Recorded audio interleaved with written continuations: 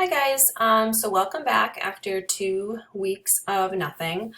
So here we are. I know that this is not exactly what most people wanted. A lot of people were hesitant to switch to this new online platform, but I just want to reassure you guys that I am prepared to move this class forward with this new distance learning model, and I'm obviously here for you guys. And if you have any questions or concerns or you're having difficulties with this transition, to please keep the doors of communication open with me.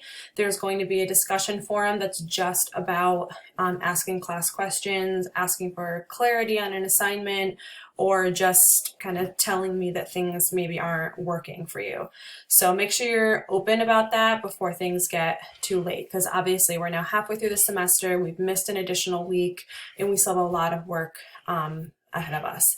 So this intro video is just going to kind of give you the layout of the course, make sure you know where everything is, where the information can be found, and kind of reorient what your weekly schedule is going to look like in terms of our course. So if you look at the taskbar, that in and of itself is different. The announcements page, which is how you found this instruction video, you still have the units right to the left here. Unit 4 isn't open yet just because the content's not there yet. PowerPoints and content, so any previous lesson that we did, if there was a handout or a PowerPoint or something, it's in there still. So if you need a refresher, go back through there. I tried to make my PowerPoints thorough enough that they're accessible from home without me having to stand in front of you guys and teach them. So flip through there if you need them. The rubrics are still there. That's not new. But the discussion board is going to be a new feature that we use, and that's really what's going to count as your participation in classwork, as well as just the new assignments that we're going to do. There's a send email button that I added.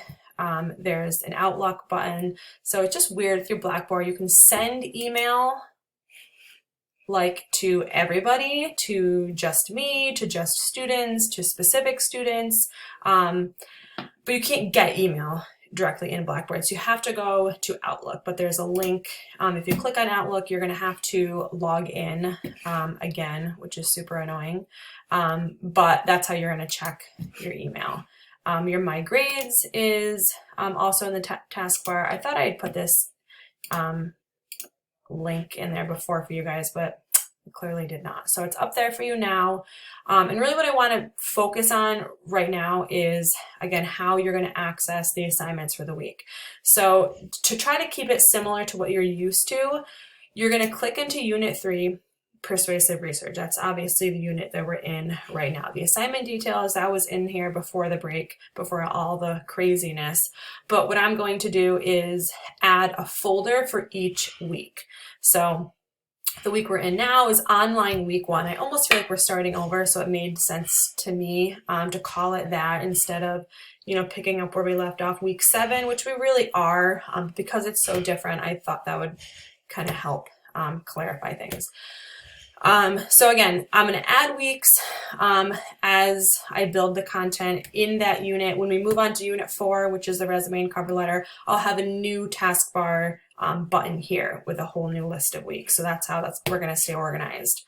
So if we click on online week 1, we're going to talk about naysayers this week. So I'm really going to stick to this pattern. So what you see in front of you, where you see lecture first, there's going to be a folder with some content that you're going to have to either flip through as a PowerPoint, watch a video like this one, whatever it is, but that's going to be in a folder. You're going to have your reading assignment for the week, which is going to be next.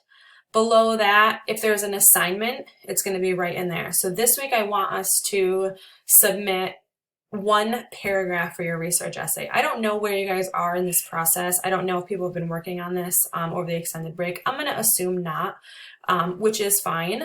So I really want to check in with how people are doing on this progress. If you haven't worked on it in 2 weeks, it's probably going to take some effort to get back into it.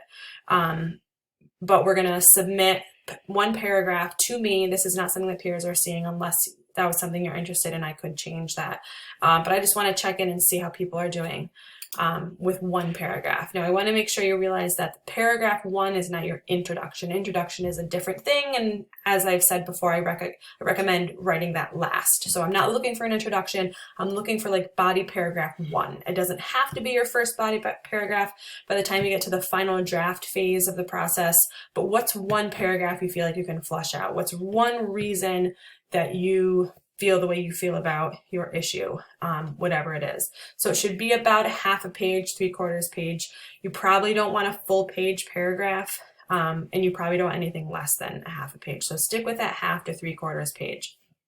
The due date on there is going to be Sunday, so that's how I'm going to structure the assignments, is Sunday at midnight. So I know we're a Tuesday, Thursday class, but I don't know what people's lives look like now, and I don't feel like we need to stick to that schedule.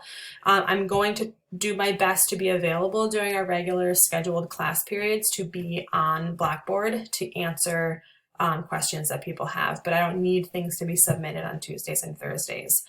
You get 15 points. There's a little bit of a piece of direction. It's really easy. Just email me a paragraph. You have 2 options. I don't really care which one you do. You can write your submission right in that text box. If you click on write submission, go ahead and type it in there, yada, yada, yada. Or you can attach it if you have like a Word document. You can attach that at the bottom, whichever you choose to do.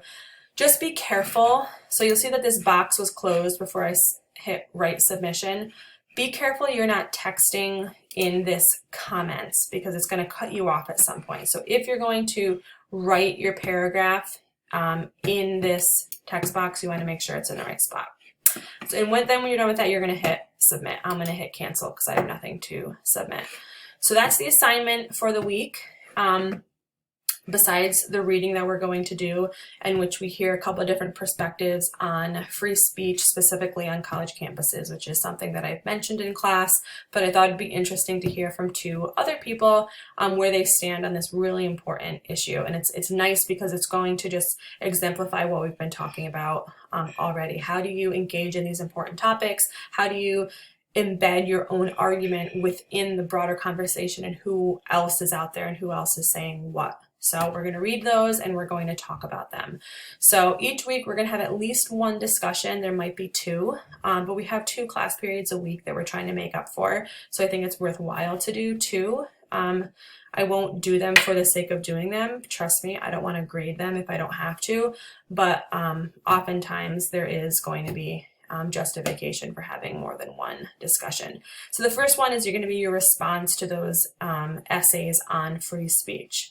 So if you're using a desktop, if you click on the title, Free Speech on College Campuses, it's going to bring you right over here. So all you're going to do is click on Create Thread, and you're going to write your response. I do ask you to write your name in the subject line, Kristen Hollub's response, because it helps me to keep track when I'm looking at your peer responses, who is responding to who.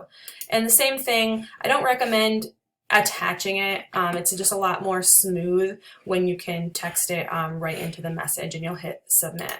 So people who haven't used Blackboard Threads, you can also get there directly in Discussion Board, which is on the left hand on your taskbar. So you'll see that's another way to get to it. It's the same thing. But if you're trying to see if other people have started to respond, because like every other online class you've ever taken, I would assume you're going to respond to 2 of your peers. So in order for you to kind of keep up with who is posting what, you can clearly see here how many posts are uploaded, and you can even more specifically see who's responding to yourself. So feel free to keep the dialogue going. Just because you've responded to 2 people doesn't mean it's over. You can continue to respond by going and replying back to your peers. We're also going to do another response to the lecture, which is about identifying naysayers, which we talked a little bit about before we left, but there's an entire PowerPoint that we're going to go through in a little video. But what I want you guys to do is start to make sure that you're keeping this in mind when you're writing your essay. So oftentimes I feel like it's easy to hear a lesson, sounds really great, but then your mind's closed and you start working on your essay where the two are not necessarily joined as one unit, which it really needs to be. So for this week, we're also going to hear other people's thesis statements, and we're going to get some naysayer feedback on our own thesis statements ourselves. So how does that work? By Wednesday, April 1st, you're going to just write your working thesis, which means it's your temporary thesis, in your thread. So if you open up the naysayers one, for example, I just showed you how to do the free speech one. If you click on create thread,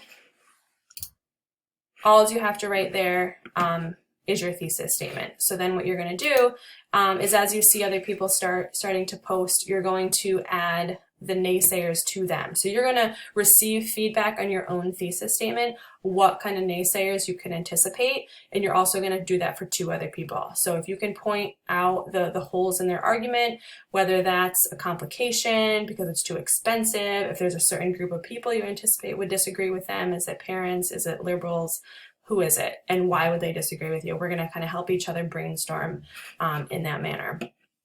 So right now I'm in the discussion board because there's a course link from week 1, but I'm going to get back to week 1 by clicking on unit 3, online week 1.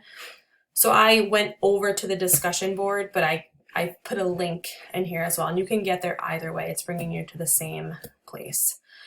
So again, if there's any questions, just make sure that you reach out and you keep those open doors of communication, and just kind of bear with me as we kind of navigate this new process. Thanks.